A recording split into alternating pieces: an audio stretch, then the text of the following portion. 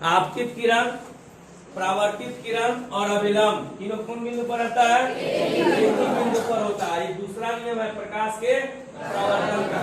पहला नियम क्या है? आपतन कोण परावर्तन कोण दोनों का होता है बराबर होता है। बराबर माने इक्वल, ठीक है ना। इसका मतलब हुआ कि अगर आपतन कोण का मान 100 डिग्री तो परावर्तन कोण का भी मान 100 डिग्री। परावर्तन कोण का मान 50 डिग्री तो आपतन कोण का मान 50 डिग्री। बस बोलो 50 डिग्री। परावर्तित किरण और अभिलंब के बीच के कोण को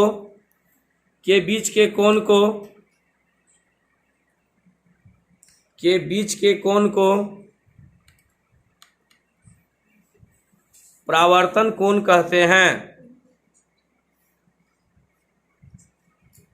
परावर्तन कोण कहते हैं, याद रहेगा। हाँ, एक बात तो जानिए गया कि आपतन कोण और परावर्तन कोण दोनों का होता है बराबर, ठीक है। अब आगे हम लोग आ जाते हैं। अभी जितना बात लिखवाए हैं सब कोई याद हो गया? खड़ा हो जी, तुम बोलो एक तरह से, जल्दी जल्दी बोलो। तो जितना पढ़ा है सब कुछ सुनो कान खोल के। प्रकाश की ऊर्जा का रूप है, बोलते जाओ। जिसके सहायता से हम किसी वस्तु को देखते हैं, ये हमेशा सीधी रेखा में गमन करती है। इसका 4.8 मीटर प्रति सेकंड होता है।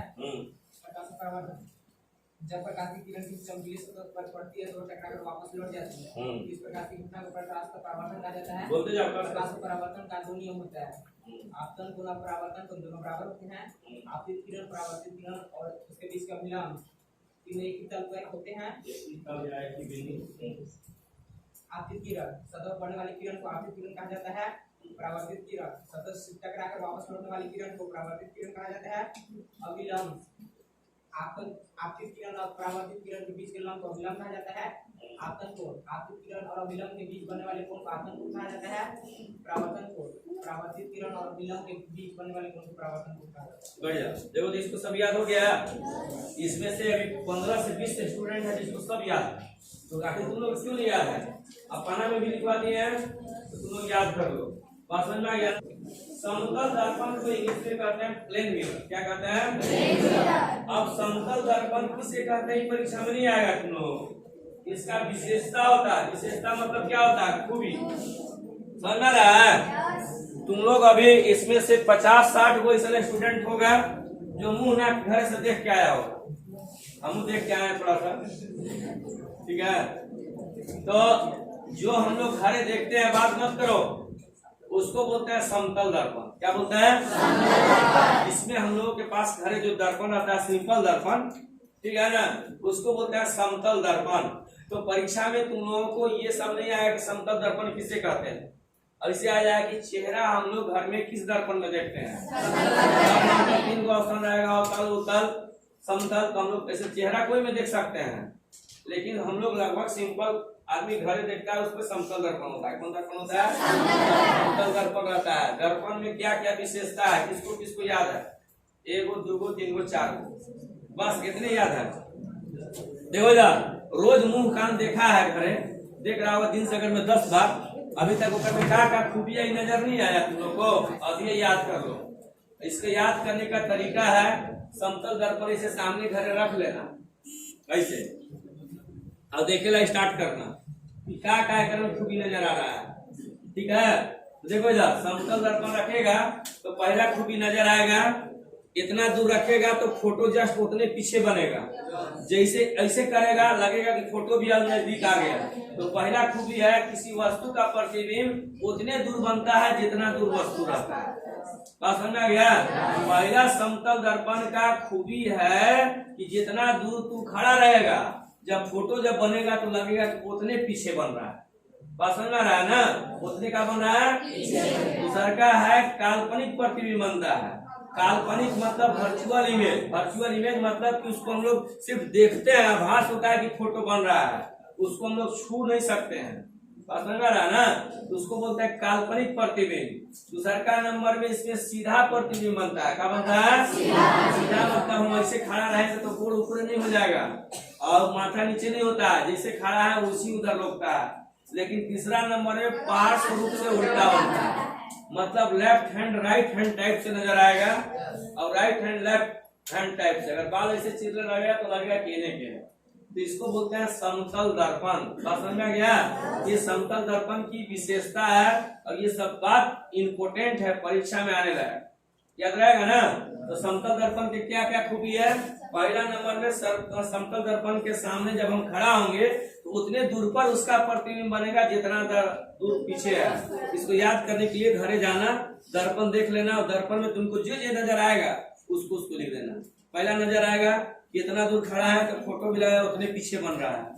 नाक अगर सटाए ऐसे उधर से भी लगेगा कि फोटो भी सट गया, समझ रहा है ना। और जितना तुम बड़ा रहेगा सेम साइज का बनता है। सेम साइज मतलब कि हम इतना बड़ा है तो नजर आएगा फोटो में भी उतने बड़ा, मतलब समझ में आया। अब छोटे सा के ऐनक आएगा सर तो उतना बड़ा किसे बनेगा? उतना बड़ा बनेगा नहीं, लेकिन लोकेगा कि उतने बड़ा बनता है। समतल दर्पण में हमेशा सीधा प्रतिबिंब बनता है। सीधा प्रतिबिंब बनता है। कैसा प्रतिबिंब बनता है? सीधा। समतल दर्पण में वस्तु के बराबर प्रतिबिंब बनता है। वस्तु के बराबर प्रतिबिंब बनता है। तीसरा लिखिए, समतल दर्पण में हमेशा काल्पनिक प्रतिबिंब बनता है। समतल दर्पण में हमेशा काल्पनिक प्रतिबिंब बनता है। काल्पनिक मतलब वर्चुअल इमेज। कौन इमेज? Virtual image. हो गया? किसी को कोई दिक्कत? आगे लिखिए, इसमें पार्श्व रूप से उल्टा दिखाई पड़ता है। पार्श्व रूप से उल्टा दिखाई पड़ता है। पार्श्व रूप से उल्टा दिखाई पड़ता है। क्या हुआ? किसी खोखले गोलाकार या खंड के टुकड़े को गोलीय दर्पण कहते हैं, याद रहेगा। कहने का मतलब है गेंदा देखा है, अखूना देखा है, बकरी देखा है,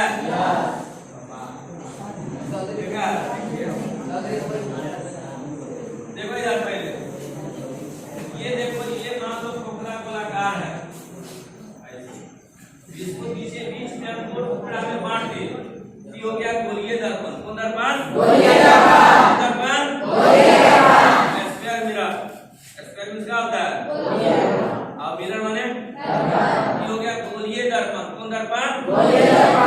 खोखले गोलाकार टुकड़ा, खोखले गोलाकार भाग को जब दो टुकड़ा में बांट देते हैं पीछे बीच से तो बन जाता है कौन सी? बोलो बोलो। अब गोलीय दर्पण दो प्रकार के होता है। क्या प्रकार के? एक होता है अवतल दर्पण और एक होता है एक अवतल दर्पण, दूसरा का कॉन्वेक्स मिरर और कॉन्केव मिरर। याद रखना है, convex mirror and concave mirror. तो गोलीय दर्पण कितने प्रकार के होते हैं? बोलो। आएगा परीक्षा में गोलीय दर्पण कितने प्रकार के होते हैं? 2, 4, 6, 8। क्या बोलेंगे? दो प्रकार के। कितने प्रकार के? कितने प्रकार के? कौन कौन? अवतल दर्पण। बोलो। और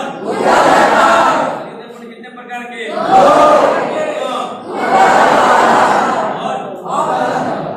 याद रहेगा? आराम से लिखो सीधे। गोलीय दर्पण लिखो। गोलीय दर्पण दो प्रकार के होते हैं। डायरेक्ट गोलीय दर्पण कितने प्रकार के होते हैं? गोलीय दर्पण दो प्रकार के होते हैं। गोलीय दर्पण दो प्रकार के होते हैं। Type of square mirror. गोलीय दर्पण कितने प्रकार के होते हैं? कस बोलो। देखो, पहला अवतल, दूसरा का उत्तल। पहला अवतल और दूसरा का उत्तल।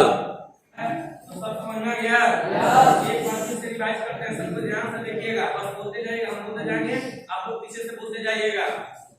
एक खोखले गोलाकार खंड के टुकड़े को क्या कहते हैं? कहते हैं गोलीय दर्पण को बाहर से पेंट कर देंगे तो क्या हो गया? उस गोलीय दर्पण को अंदर से पेंट कर देंगे तो दर्पण। घर जाकर किताब पेंट दो बारे, कोई दिक्कत नहीं है। पढ़े अब इसको लिख लो, याद करके रखना। अब हम घर से याद करते हैं, ये याद करते हैं। तो जिसको जिसको पढ़ने में ध्यान देना होगा उसको ये सब बात याद हो जाएगा। फिर से एक बार चलते हैं डिजिटल करके। खोखले गोलाकार टुकड़ा खंड को क्या कहते हैं? तो ये दर्पण के हम बाहर जब पेंट करते हैं तो क्या होता है? अंदर जब पेंट करते हैं ये हुए भाग की तरफ पेंट करते हैं तो अंदर दर्पण भाग की तरफ पेंट करते हैं। अब फोटो में आते हैं ना, अब फोटो में आते हैं, सी को क्या बोलते हैं? बोलो, वक्ता केंद्र को क्या बोलते हैं? सी से दिखाते हैं। वक्ता केंद्र को क्या दिखाते हैं? सी को क्या बोलते हैं? वक्ता केंद्र को क्या से दिखाते हैं? सी को दिक्कत आगे आ जाएंगे। कोई पूछ दिया कि वक्ता केंद्र किसे कहते हैं ना, तो हम लोग बोलेंगे कि वक्ता इस गोलीय दर्पण का खंड होता है, उस गोलीय दर्पण के केंद्र को वक्ता केंद्र कहते हैं। किसी को दिक्कत नहीं। अब देखो सी से लेकर के पी तक ना, सी से लेकर के पी, मतलब सी से लेकर पी के जो मिलाने वाली जो रेखा होता है उसको क्या कहते हैं? क्या बोलते हैं? सी से लेकर के मैंने वक्ता केंद्र से लेकर के ध्रुव पी तक जो मिलाने वाली रेखा को क्या कहते हैं? बोलो। अब सी से लेकर के पी तक के दूरी को क्या कहते हैं? क्या बोलेंगे? त्रिज्या को कैसे दिखाएंगे? बोलो। आर को क्या कहते हैं? आवाज किस कर रहा है? आर को क्या कहते हैं?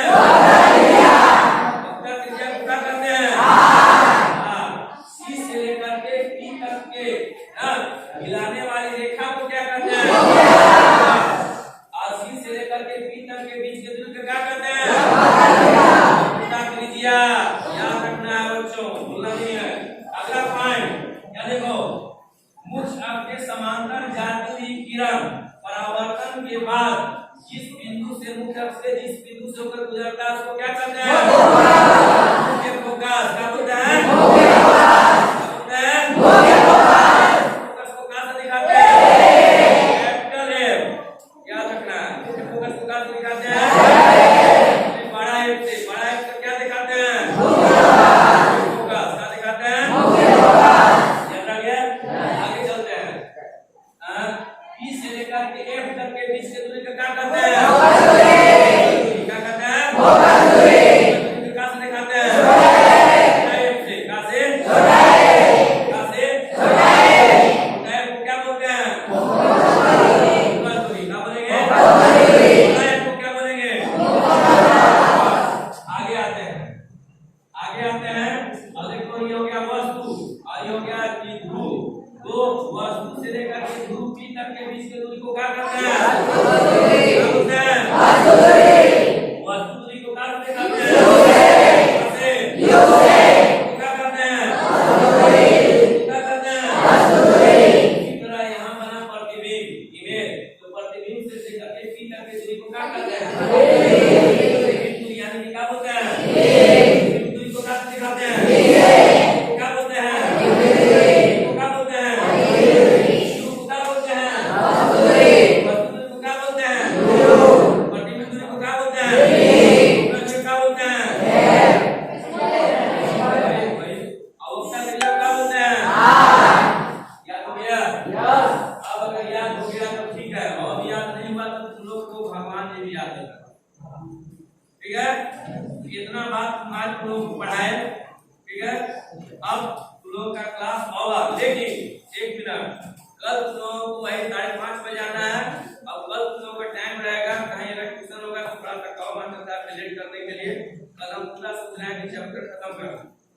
ठीक है, इससे भी बहुत क्वेश्चन आता है। कल तुम लोग का ट्यूशन 7:30 बजे तक पढ़ाएंगे। हम अगला ट्यूशन 9 के 7:30 बजे तक कर सकते हैं। ठीक है, दैट ऑल क्लास।